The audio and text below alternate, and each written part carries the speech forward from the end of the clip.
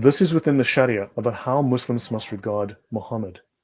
So this is the sin or the crime of not loving the Prophet more than all people. Muslims are to revere Muhammad more than all people, right? This is in the Reliance of the Traveler, section P75.2. In the PDF, it's page 718. And it says here, the Prophet said, none of you believes until I am more beloved to you than your wife, your child, yourself, and all people. Now, if he's just a prophet like Moses, Jews are not commanded to love Moses more than their wife, more than their child, more than their life, more than their family, more than their mother and their father. But Muslims are commanded within Sharia to love Muhammad more. Thou shalt love the Lord thy Muhammad with all thy heart and all thy soul, and be willing to die and kill for him. Understand? Oh, yeah. This really puts it into perspective when we start saying that Muhammad is Allah and Allah is Muhammad. According I to can jump onto that topic for you too. Yeah, well, this is a great illustration of it. I mean, there's all kinds of different instances of it, but this hits it right to the T. Yeah, I'll bring you something later on that score. So understand. So Muhammad is perfect. Muhammad is considered the perfect man. And to claim that Muhammad is less than perfect, which means that all of those instances of Muhammad doing horrible things, when you say them to Muslims, Muslims must deny them because it is illegal. It is the death penalty. It is ridda, it is kufr, it is apostasy for them to say that Muhammad was not perfect. So they must deny their own sources. Do you see the problem here? Yeah, absolutely. Okay, so on that, let me go to one more section that I want to show. Darn it. There it is. Okay. I want to try and find. Oh, went too far. Oh, you know what? I will find it. Actually, this is where I need to find it. Find advanced search. And there we go. Okay, now this is legal homicide in Islam. Okay, this is legal homicide. So this is, in other words, Islam legalizes certain forms of murder. Right. Now, this is section 01.0, who is subject to retaliation for injurious crimes. Retaliation is exactly what you think, eye for an eye. Okay, blood for blood. Right, but notice, it says here, okay, the blood of a Muslim man who testifies that there is no God but Allah and that I am the messenger of Allah is not lawful to shed unless he is someone who abandons his religion and the Muslim community, in which case it is then legal to kill him. But let me continue, right? Now, retaliation is obligatory. Okay, to retaliate is obligatory, and there are cases of justifiable homicide, such as lawful retaliation. So this is the religion of peace, which allows justifiable legal homicide. Okay, and the following are not subject to retaliation. So in other words, if you hurt or kill these following groups of people, there is no legal penalty. There is no legal penalty for murdering the following groups of people within the law. A Muslim for killing a non-Muslim makes me feel better already. Right? And notice, and Eric, if you can read the next and right before that, it's it gives the standard if you're mentally ill or you're a child. Okay, those are normal exceptions, but that second exception, a Muslim killing a non-Muslim, that's really powerful. Yeah. Okay, number 3, a Jewish or Christian subject of the Islamic State for killing an apostate of Islam because the subject of the state is under a protection, while killing an apostate from Islam is without consequences. That's where we were talking about in reliance to we're still in reliance to travel, but where there's no indemnity placed on people. A father or mother, or the fathers or mothers, for killing their offspring or offspring's offspring. This is your honors killing. This is the Rifka Berry type thing that we've seen here in the United States. So it's legal. Right there. It's completely legal. It's completely authorized. If I could chime in here real quick, this one's interesting, point number 4, because I've got this paper from Academia EDU. I can find it for you, but I think I read it on the show a couple of years ago. Where there are actually cases, what this guy did was he went and he actually studied case law, in the Ottoman Empire, in the what do you call it? It was three different caliphates over so many hundreds of years. And anyway, he studied actual case law of what happens, the stuff that was recorded, what happened to people when they went to court. Well, he actually found that in Ottoman Turkey in the 1600s, there were cases, okay, where a father would kill the mother, okay, and then kill the child, and then nobody could testify. No, I'm sorry, the father would kill the mother-in-law, okay, and then kill the child, and then nobody could testify against him because he was the head of the household. Yeah, and they cited this. They cited this very thing because there was nobody to testify against him, and he committed no crime because the only one that could testify about the killing of the mother-in-law was the daughter, and the only one that could testify about killing the son was the father. So therefore, you know what I mean? There was no one could find him guilty of anything. And they actually cited this. I mean, wow. This is horrific law, dude. Yeah. That is a practice called hiyal. That's a practice. The name of that practice, I'll put it up here. It's a very okay. That is called hiyal. Okay? This is called legal trickery. Hiyal. This practice infects and infests everything in Islam. There is nothing not touched by this. Now, I know that everybody talks about, and this word needs to be forgotten. This is one word that people need to forget. Taqiyya. You need to use the word hiyal. Taqiyya is a subset. It's a minor subset of deception in Islam. Now, I come across a lot of Christians, quote unquote Christians, who insist that no, we have to talk about Islam like this. No, we mustn't talk about that, Lloyd. No, let's stick with the standard narrative. Let's talk about taqiyya because, you see, they want us to focus here with our blinkers on and fail to see the really important, correct, detailed doctrine and laws, which you'll never find. If you're looking for taqiyya, you'll read 3 sentences about it and it becomes a thought-terminating cliche. Someone goes taqiyya and you go, except there's a whole lot of detail that you need to know, which you will never learn if all you're looking at is taqiyya. When you go to hiyal, you start to see how detailed the Islamic doctrine of lying is. It is extensive. What else does that include? What other practices does he allow? Because you said that taqiyya is just a subset of it. What would be another example? You can lie for pretty much any reason at any time for anything. It's broad, believe me. Now, technically, they give you rules, but you see the exception. See, Islamic law you'll find very often, if we go through Islamic law in detail, you'll find it'll say, do not kill women and children. Okay, so you'll read the sentence, do not kill women and children. And the very next sentence will say, except in the following 97,000 cases where you might have to kill women and children. Right. Okay, because every single Islamic law has an exception. Every single Islamic law has a loophole. Hiyal creates those loopholes, creates those exceptions. There is not a single law that does not have a loophole or an exception. Understand? So no matter what law they give you, I guarantee you, if you look, you will find an exception. And they will often mention the exceptions right after they've mentioned the law. And the exceptions override the law. It's quite obvious. The exceptions override the law. Well, coming on that, it's funny because we were discussing with a mom from Texas a while ago because he was all in favor. He actually said he would participate in stoning an adulterous woman to death. Now, keep in mind that his wife did cheat on him and sent him to jail for like almost a year for beating her up. But so he's got issues. But point being is this: when questioned on this, he later realized that he said something he shouldn't have said. And, a couple of weeks later, when we questioned him on this, he actually said, well, no, you got to have 4 male witnesses to actually see the penetration. And I'm thinking, what kind of a freak could you be? You know what I mean? Here you are, your wife cheating on you. You're going to call over your 4 male friends and say, hey, get up close and personal and see my wife cheating. I mean, that makes absolutely no sense. So even the exceptions, at least in this case, are completely ridiculous. You know what I mean? Where is the justice at that?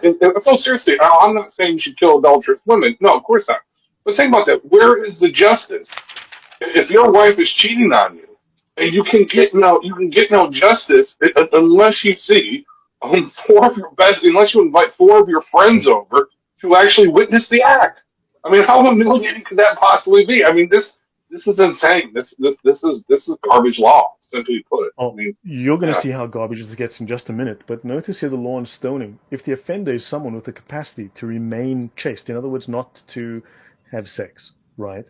And they decide to have sex outside of marriage, right? Or outside of their marriage or whatever, then he or she is stoned to death. This is the law. Okay, but notice this section on the bottom. Eric, if you can read for me this little bit here. A person who is not considered to have the capacity to remain chaste if he or she has only had intercourse in a marriage that is invalid or is, oh my God, or is prepubescent at the time of marital intercourse. Do you want me to read the rest of it? Or is someone insane at the time of marital intercourse who has subsequently regains their sanity prior to committing adultery? Yeah, so I'm going to segue into the concept of prepubescent sex in Islam, which is part of marriage and divorce. So let me go here. Yeah, so Islam may or may not be a faith. In fact, Islam defines itself as a deen. A deen is a totalitarian political system according to Islam's own definition, okay, according to its own sources. It is not a religion, okay? It is a totalitarian political system on par with fascism, communism, Nazism. It's very, okay. very Can you expand on that word deen? Because I was watching a video that you did with Adam Seeker. I don't know when you made it, but you were talking about the deen. Yes, I can. So a little more specific on what that is. There. Okay, so let's do that first then. So let me do that for you. Oops. Because I was under the understanding that that's just how you live your life. What is how do you live your life, and what is the example? But you see, you have been a victim. You have been a victim of their dawah. Their dawah is propaganda. You've been taught to see Islam in a very particular way. Well, they talk about me on the Dean show, so I thought, well, I don't know what the heck it is. They've been teaching Muslims have been teaching Christians to see Islam in a very particular way for a very long time, the wrong way, which suits their purposes. If you go into the doctrine of lying, you'll discover that confusion serves the deen. But let's have a quick run through this, and I'll be very quick, and I'll go into the doctrine of marriage and divorce with children and sex with little babies, because that unfortunately is legal. The deen is a socio-political system. Now this is taken from an Islamic website. This guy was so kind to do all the research and provide the resources and so on, which I was very grateful for. And then I did a couple of shows on it, and the website disappeared. The article went away, but I backed it up, fortunately, and so anyway, but it's still, someone else made a similar article, took the same resources, and that's still on the internet. But deen embodies perspectives on existence, life, society, and socio-political system. This is not just religion. Right? Islam is a complete and competing ideology and a system of life and society. Right? This is not a personal relationship with Jesus. Right? This is a complete, competing legal and political system that competes with Western democracy. It is a political, ideological system. For Muslims, Islam emerges as a superior ideology, towering over other isms and the resultant socio-political systems. It is a political framework for managing mankind's affairs. Notice, not Pakistani's affairs, mankind, the whole planet. Let's have a look. Linguistic meaning of deen. The famous classical Arabic dictionaries, the two most famous classical Arabic dictionaries are the Al-Qamus al-Muhit, which was the basis for Lane's lexicon, which is a very famous academic work, and the Lisan al-Arab, the most famous of the Islamic dictionaries. It's 20 volumes. And these both state that there are 4 meanings of deen. The first meaning is subjugation and dominance, so which includes ownership, government, administrative or legislative authority. So notice ownership and government and administrative or legislative authority. So this is a legal system, a legislative authority. 2, deen means obedience and bondage. Bondage is slavery. Subordination and dominance under the power of others, that is subjugation, that is political power under someone who dominates you, which implies violence. And they wonder why they have such a thing called tyranny on a regular basis in Islamic culture. Correct, but it's legal. For instance, it's legal in Islamic law for a ruler to take power through a coup, through a violent coup. It's considered legal. As long as he conforms to Islamic law in his actions afterwards, the coup is legal. Yes. So rules and regulations, doctrine, ideology, tradition. Now notice here, or religion, not and religion, or religion is optional. See? And the final one is reward and repayment, justice and accountability. So let's have a closer look. So the first meaning is subjugation or dominance, administrative or legislative authority to put pressure to be obedient, to force you, to command the right and forbid the wrong, using power to enslave or to make one obedient, dhimmis. You enslave the dhimmis. In Arabic, Dintuhum Fadanu means I subjugated them, so they obeyed me. Dintuhu means I ruled or governed upon him, that is political. Thus the word dayan is used to indicate a person who dominates and rules over a state. This is not religion. The state, a nation, or a tribe. This is political leadership. The second meaning is obedience and bondage, subordination and domination by someone, and bearing humiliation under subjugation. That's dimitude. So under subjugation and the power of others, mean Muslims. The obedient tribe is called Qawmun Da'inun, and here ad-din does not mean religion. It means obedience to the state. I'll stop with that. Your thoughts, Eric, and others. No, it's an expansion of what I thought the term meant. It's just not a personal deen, but it's an overall arching. Yeah, but understand, they wanted you to believe that. They provided you with a mind, with one of those thought-terminating cliches. Deen, it's a beautiful religion. See? Well, I didn't believe it was for a second, but yeah. Yeah. We get it. Great. Well, that's interesting. Sorry? That's interesting.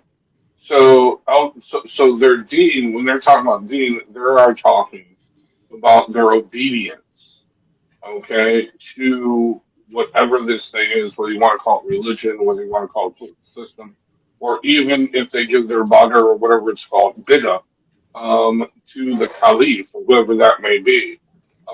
Their deen is their obedience to that. That's very interesting. It's a communals. It's communist. It's a collective. It's a collective, and you follow the collective. There's no individuality. That's why look at the way they dress. Yeah, so the board, the black people. But no, look at the way they dress. It's pretty much all the same. You know what I mean? I mean, they're different.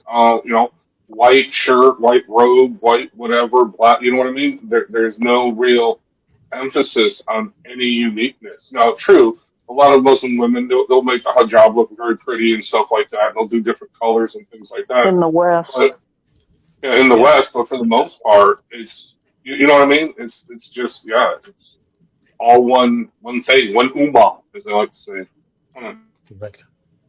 Yep. So I'll do this section, and then we can open it up to questions if you guys have. Well, I can take questions and do things, but rather than necessarily go through a lot of academic stuff or go through a lot of historical stuff, both of which I can do, I thought it's interesting just to show this is the law. This is what it is at the end of the day, and this is the impact it's going to have on you. But look, we need to ask two questions. What are the laws? Where are they written? Now, we've been looking at what the laws are. Right, I've been reading you the laws, and I've been showing you where they're written in these different Sharia manuals. Now, understand, there is no one Sharia manual with everything. You have to cross-reference constantly, and it's deliberately written like that. It's confusing. It's incredibly confusing if you don't know. It's taken me years to untangle this. It's taken me years to untangle this knot, right, to realize the structure, how it is. I'm probably the only person, I am the only person I know that knows this, who's not an imam. Right, so you have to cross-reference. They will say things that are so subtle, and you're like, oh, hold on, that name, I need to go reference that in another. These scholars, they'll mention the scholar's name randomly somewhere. They'll mention the name of a book, and you're like, that's where the rest of it is. They finish in this book, and they jump to the next book, and you got to go there, and then you finish in that book, and you jump to another book. That's like that. It's constantly like that. Okay, now, right. So I'm going to talk about Quran 65:4. Right, so please, this is going to be disturbing. This is going to be very difficult to hear. So please, children, you may not want them necessarily listening to this. So yeah. Now, Pakistani courts. Pakistan is the world's second largest Islamic country after Malaysia, and we're going to look at what the Pakistani courts, which is an Islamic country. Now, two Muslims one of them a Pakistani, told me after I discussed this information with them, oh, Pakistanis are not real Muslims. Pakistan is not a real Muslim country. They're not proper Muslims. Okay, that's like 200 plus million Muslims. They're not real Muslims, whatever. So. And who says this? A Muslim said it to me, a Pakistani Muslim, and another one after I showed them this information. Okay. They threw all of Pakistan under the bus. Wow. Why did they do that? Because you're going to see in a moment why they did that. So, Pakistani courts in Islamic law and Quran 65:4. Now, notice it says here, let me just take a sip of water. This is from a paper written by two law professors in Pakistan. On the basis of the exploratory analysis of the reported cases, right, this is to do with marriage with minors and so on, and other issues, the following books are found to be relied upon more frequently by the courts to derive what is an authentic point of Islamic law on a particular issue. They mentioned two books. One of those is the Hedaya, translated by Charles Hamilton. We saw the Hedaya earlier discussing amputation. We mentioned that. They also mentioned this book, The Digest of Muhammadan Law by Neil Bailey. I'm just going to go there for you. This is the Digest of Muhammadan Law, and we're going to be looking at this little section here in a moment. Okay. So, but let's have a quick look. So this is the scan of the book. Google is nice enough to give us these things. And you can see here, it discusses, my computer's taking a moment to update. I'm not sure why. Okay. Notice, okay, it says here, let me just zoom in here.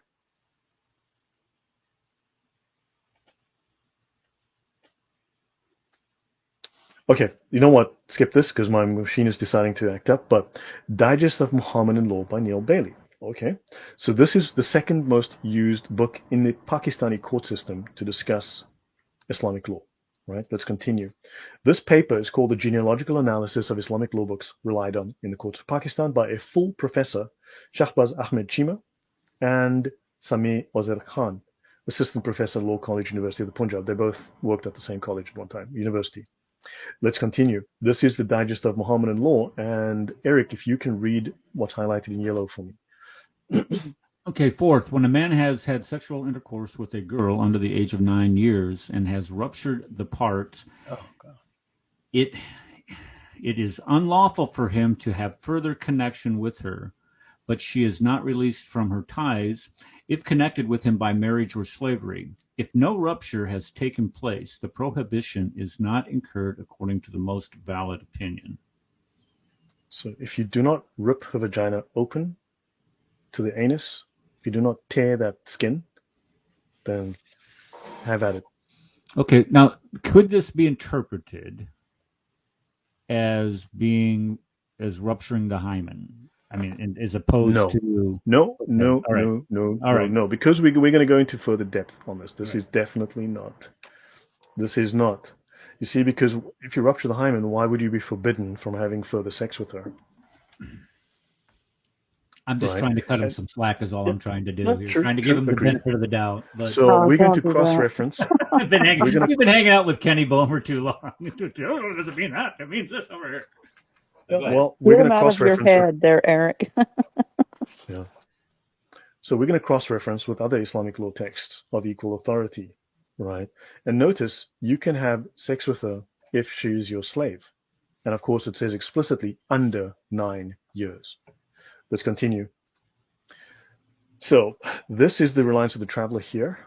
This is Quran 65:4. As for your women who have despaired of further menstruating, if you are in doubt, their waiting period shall be 3 months, and those who have not menstruated yet. Okay, great. A waiting period is obligatory for a woman divorced after intercourse. A woman divorced after intercourse, whether the husband and wife are prepubescent, or both have reached puberty, or one has reached puberty and the other has not. Intercourse means copulation. So your thoughts on that, guys? That's as sick as the day is long. We call people who practice these type of things. If they practice these, this is, you said, if they practice it in Pakistan is one thing, but you bring that to the West, you bring that to the United States, they throw you in jail and prison for these things for extended periods of time. And once you get into jail in these prisons, when they throw them into you, you're considered the lowest of the low. and then this is supposed to be some type of permissible thing to do. What I mean, this is legal. This is holy. This is right. This is moral. As sick as it comes. It really is. I don't see how you can get any sicker application of something that is supposed to be affiliated in any way, shape, or form with any type of religious practice at all or religious ruling. This is not justice. This is injustice, is what this is. You understand why Sharia is a secret? Yeah. This blows the lids off of it, So let's look at the next law here. When a woman has been made love to, and they use the word woman loosely here. So you've made love to a woman. She must repeat the ghusl is the purification, right? The purification bath, if two conditions exist. So she has to repeat the purification if two conditions exist, that she's not a child. So if she's not a child, she needs to repeat it. If she's a child, it's okay, don't worry about it. Just don't have to clean her up. But rather old enough to have sexual gratification. So in other words, the child doesn't have sexual gratification. It's all about your gratification, not hers. Understand? Oh, yeah, pedophile. Correct. And a full indemnity is also paid for injuries which paralyze these members, or for injuring, right, the peritoneal wall between vagina and rectum so that they become one aperture. In other words, you can fill in your own blanks here, right? Oh, yeah, we get it. So there it is, Eric. Jeez. Right. This is not the hymen, Eric. Yeah, I remember this from our discussion on Saturday. Yeah, this is right. So now go back to sure. Okay. So this is I'm just getting the reference from Reliance the Traveler on that. Page 592. Got it. Thank you. This I actually cite in my book, The Cancer Civilization Jihad, on this section. Yeah. Yeah, it's disgusting. This is just it's horrific. Yeah. I don't have the section that it's below that you have 04. Yeah, I can give you a few more references. There's across different books. There's more. Let's have a look at this one. Now, this book called Heavenly Ornaments, also called Jewels of Paradise, is a very famous book in places like India, Pakistan, Bangladesh, and so on. This is what the Pakistani/Muslim Indian community gives to brides, gives to women before they get married, and here's how to be a good wife. Read this book. So it's a very famous book. Okay, it's a favorite with the people of the Indian subcontinent, as well as the Indian Muslim diaspora all over the world. It is a comprehensive handbook of Islamic law, Islamic rituals, and Islamic morals. Let's read their morals. Let's have a look at this moral sickness. It's called the Bahishti Zever, Heavenly Ornaments. Okay, there are multiple volumes. And Eric, if you can read me the first one, please. Sure. So if the person has sexual intercourse with a minor girl, ghusl will not be obligatory on her. But in order to get her into the habit, she should be made to bathe. Minor girl. This means prepubescent. This is a minor. I'm sorry, but where's the bleep button? No, I mean, I knew this stuff was bad, but no, this is bad. I mean, seriously, think about this. So, yeah. Why doesn't law enforcement get this? This is the part that kills me. I know. Yeah. Well, and no, not have it in our country. I'm just trying to figure this out. So, you know what? Okay. No, I'm trying to figure out why the girl doesn't have to clean herself up after the male pervert has sex with her. But then what's the rationalization with this? But I'm thinking, well, guess what? She can't get pregnant. So in other words, the washing for the woman would be to clean that out so you don't get her pregnant. Okay, and in this case, don't worry about it. She can't get pregnant because she's a child. Well, you know what I mean? I can't. I don't get this. This is so way beyond sick and perverted.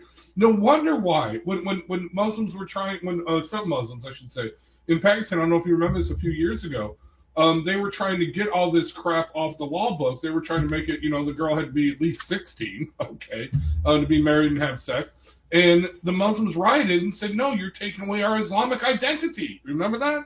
I mean, no. Yes. That's only a year and a half ago, I think.